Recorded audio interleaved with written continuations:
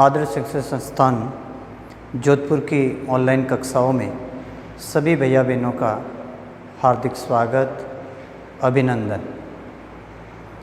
पिछले वीडियोस में हमने पढ़ा ए गिफ्ट ऑफ चंपल्स, पूरे पाठ की समरी, सारांश पढ़ा हमने, इसको हिंदी में ट्रांसलेट किया हुआ अनुवाद।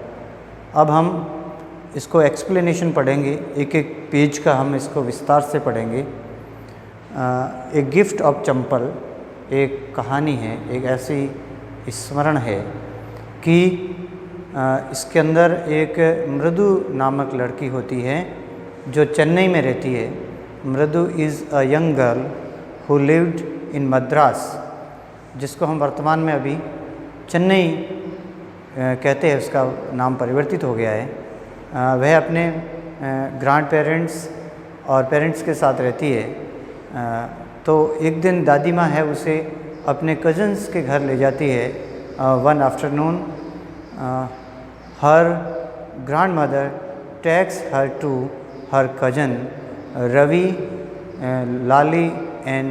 लली एंड मीना, उनके घर ले जाती है। और उसके बाद का जो कहानी का घटनाक्रम शुरू होता है उसके बारे में हम आज पढ़ेंगे। Gift of chappal wrote by Vasant Surya ने इसको लिखा है, इस कहानी को। स्माइलिंग, एक smiling Rukmini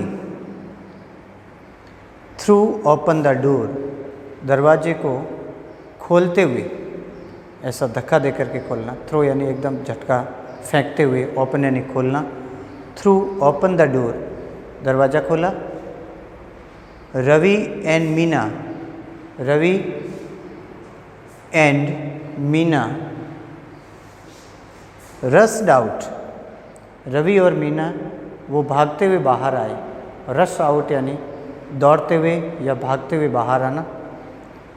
and Ravi pulled मृदु, रवि ने मृदु को पुल्ड यानी खींचा, पुल यानी खींचना, पुल्ड यानी खींचा।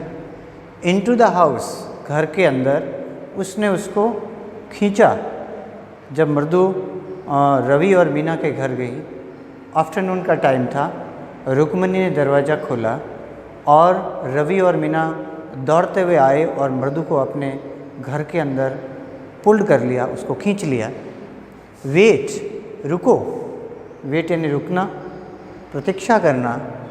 Late me take off my slippers, protested Mridu, Mridu ने उनका प्रोटेस्ट करते हुए कहा, चलो रुको, मुझे मेरे स्लीपर्स, चंपल उतारने दो। टेक ऑफ यानी उतारना।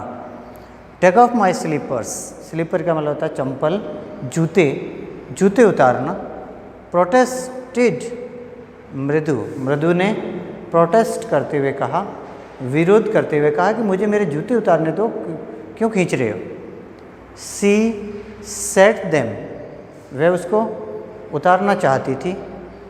Out neatly near a pair of large black one, वह एक जोड़ी काला जूता पड़ा था, उसके पास एकदम व्यवस्थित तरीके से अपने स्लीपर्स को उतारना चाहती थी, उसको एक जगह व्यवस्थित उतारना चाहती थी। दोज वर ग्रे, लेकिन वो उसके थे, वो ग्रे थे, ग्रे यानी मटमेले रंग के थे, भूरे धूसर रंग के थे।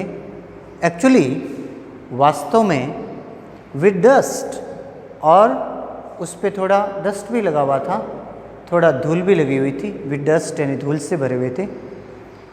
यू कुड सी, आप देख सकते हैं, you could see the clear, आप उसे स्पष्ट देख सकते थे। मार्क ऑफ एवरी टो, आप उस पर प्रत्येक अंगुली के निशान को आसानी से देख सकते थे। मार्क यानी निशान, ऑफ एवरी टॉय, एवरी का मतलब होता प्रत्येक, टॉय का मतलब होता पैरों की अंगुलियां के निशान को देख सकते थे। On the front pair of each slippers, यानी प्रत्येक स्लीपर के प्रत्येक जोड़े पर ईच पेयर का मतलब होता है प्रत्येक जोड़े पर आप उसके अंगुलियों के निशान को देख सकते थे, जिसमें धूल से वो अंगुलियों के निशान लगे हुए थे। The mark for the two big toys were long, इसमें से जो दो बड़ी अंगुलियां होती है उसके निशान है वो दिखाई दे रहे थे। देवर लॉन्ग एंड स्क्रीनी, जो लंबी और पतली होती है। लॉन्ग यानी लंबी एंड स्क्रैनी का मतलब होता है थिन यानी पतली होना। उनके निशान आसानी से देखे जा सकते थे। मृदु डिडंट हैव मच टाइम, मृदु के पास ज़्यादा समय नहीं था। टू वंडर अबाउट दो स्लीपर्स, इन स्लीपर्स के बारे में वंडर करने का, उसको देखने का, उसको आश्चर्य करने का उसके पास ज़्यादा समय नहीं था। They were because Ravi dragged her to the backyard, कि रवि उसको तुरंत घसीटते हुए उसको बैकयार्ड में लेकर के चला गया, उसके घर के पिछवाड़े में लेकर के चला गया। बैकयार्ड यानी घर का जो पिछवाड़ा होता है जिसको हम बैकयार्ड कहते हैं, उसमें रवि उसको ड्रैग करता हुआ, ड्रैग यानी घसीटना, घसीटता हुआ उसको हर यानी उसको टू द बैकयार्ड में लेके गया।